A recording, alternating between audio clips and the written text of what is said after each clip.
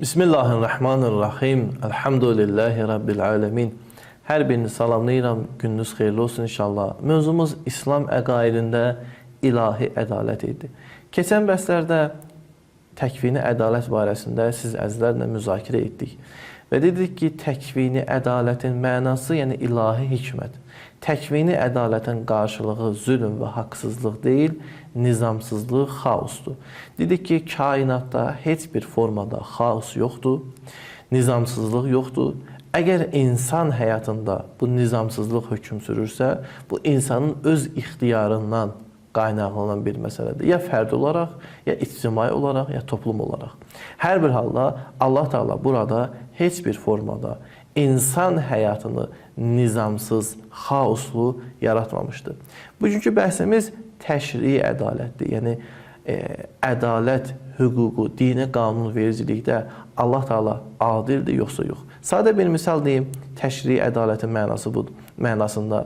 Yəni, Allah Teala keçən bəhsdə dediyimiz kimi, hər hansı bir qüsurlu şəxsdən ibadət istəyərmi, ona ibadət etsin və bu ibadət qarşılığında onu aparsın cənnətə.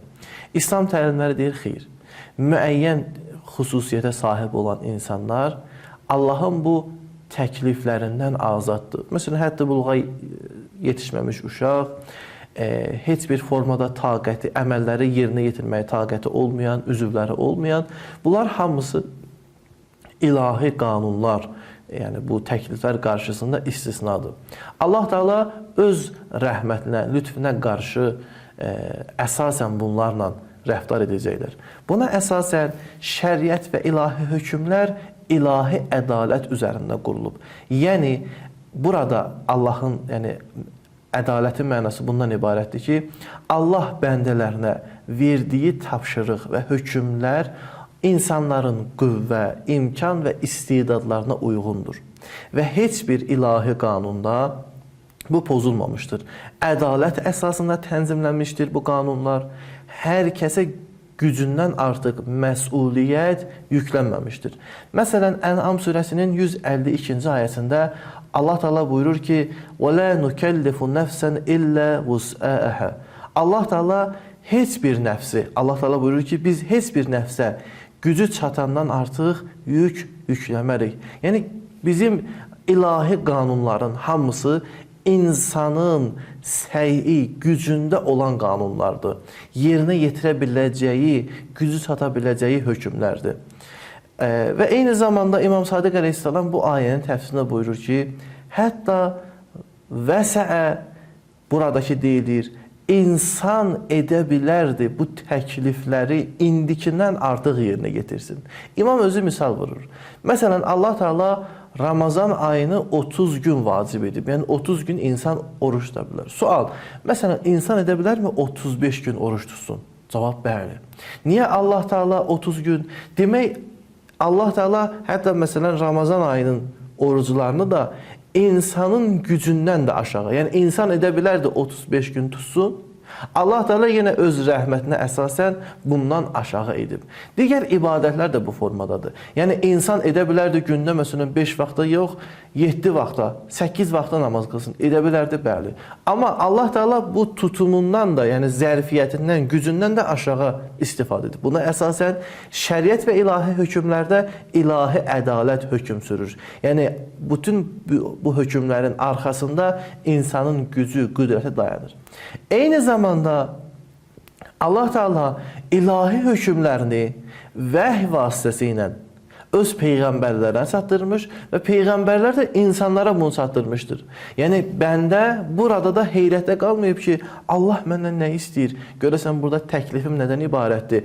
Əgər Allah Teala bunu öz bəndələrinə çatdırmasaydı, bu da ilahi ədalətsiz olardı. Yəni, Allah Teala insanlara cənnət, cəhənnəm qoyub əməlləri qarşısında bu hökmü çatdırmayıb. Belə deyil, Allah Teala hər bir şəxsə, hər bir millətə, istər yaxın şərq olsun, uzaq şərq olsun, Avropa olsun, hər bir yerə öz hökmünü çatdırıb, ya peyğəmbərlər vasitəsilə, ya peyğəmbərlərin vəsiləri vasitəsilə. Hər bir halda Allah Teala şəriət hökmlərini bəyan edərkən heç bir formada zülm etməyib. Yəni insanın tutumuna görə bu hökmləri verib və eyni zamanda bu hökmləri hər bir şəxsin qulağına çatdırıb. Eyni zamanda təşrii ədalətin mənası axirətdə ilahi qanunlar da ədalətlə olacaqdır. Yəni qiyamət günündə insanlar arasında tam ədalətlə hökm veriləcəkdir. Yaxşı ilə pis eyni tutulmayacaq, heç kəsə zülm edilməyəcək, hər kəs öz əməlinin qarşılığında cəzalanacaqdır. Məsələn, Mü'minun surəsinin 62-ci ayəsində Allah Teala buyurur ki, وَلَدَيْنَ كِتَابٌ يَنْتِقُ بِالْحَقِّ وَهُمْ لَا يُظْلَمُونَ. Yanımızda haqqı bəyan edən bir kitab var və onlara zülm olmaz. Yəni insan bu dünyada nə edibsə, onun eynisini, təzahürünü qiyamət günündə görəcək. Buna əsasən təşrii ədalət hər kəsin haqqını özünə vermək, bərabər hüquqlar arasında bərabərlik yaratmaq, ayrı seçkilik və zülmü rədd etmək deməkdir. Burada ədalətin ziddi zülm, yəni hüquqi tapdalamaq və haqsızlıqdır. Bu növ ədalətin təməli də heç şübhəsiz Allahın lütfü, mərhəməti, elmi, qüdrəti dayanır və eyni zamanda insanın sağlam fitrəti dayanır. Nəticə etibarı ilə təkvini ədalət Allahın hikmətinə qayıdır. Yəni Allah Teala həkimdir. Heç bir yarandığını bihudə, əbəz, səbəbsiz yerə yaratmaz. Amma təşrii ədalətin qarşılığı Allah zülmdür və Allah Teala heç bir bəndəyə zülm etməz. Sual budur ki, niyə Allah Teala heç bir bəndəyə zülm etməz? Niyə təşrii məsələlərdə ilahi ədalət var? Bunun cavabı bundan ibarətdir ki, hər bir halda zülmün mənşəyi ya məlumatsızlıqdır. Yəni insan, məsələn, başqasına zülm edirsə, haqsızlıq edirsə, bəzən məlumatsızlıq üzündən edir. Yəni bilməyərək başqasının haqqını tapdıyır. Bu mənada ötən bəhs edildik ki, Allah Teala alimdir. Hər bir şeyə alimdir. Demək, Allah Teala hər bir şeyə alimdirsə, heç bir formada zülm etməz. İkinci zülmün mənası budur ki, bir şəxsin əlində bir şey yoxdur, başqasına təcavüz edərək onun əlindəkini almaq istəyir. Yəni, İslam əqidəsinə əsasən, əqaidinə əsasən Allah Teala qəni və zəngindir. Yəni, Allah Teala'nın hər hansı bir bəndədən, o məxluqdan gözləntisi yoxdur ki, ona zülm etsin. Demək, zülmün mənşəyi ya məlumatsızlıqdır, dedik ki, İslam əqaidində Allah Teala alimdir və alimliyi sübuta yetirilib və yaxud zülmün mənası ehtiyacdır, dedik ki, Allah Teala hər bir formada ehtiyacsızdır İslam təlimlərinə əsasən.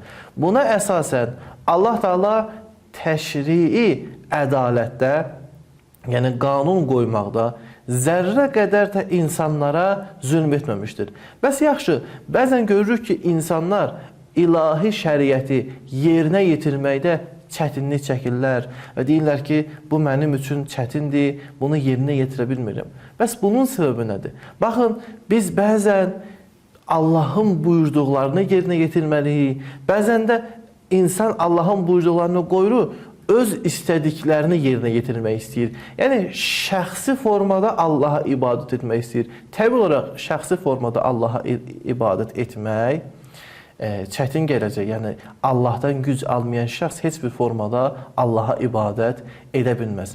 Yəni, insan dini başa düşmədən ibadət edərsə, heç şübhəsiz ona çətin gələcək.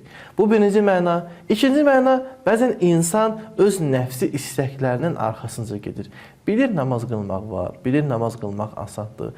Amma nəfsi ona mənfiləri vadir edir. Buna əsasən insan öz nəfsini islah etməlidir. Bir, insan mərifət sahibi olmalıdır ilahi şəriətə və eyni zamanda öz nəfsini islah etməlidir ki, bu qanunları, ilahi qanunları sağlam, salih şəkildə yerinə yetirə bilsin. Əssalamu aleykum və rəhmətullahi və bərəkətuhu.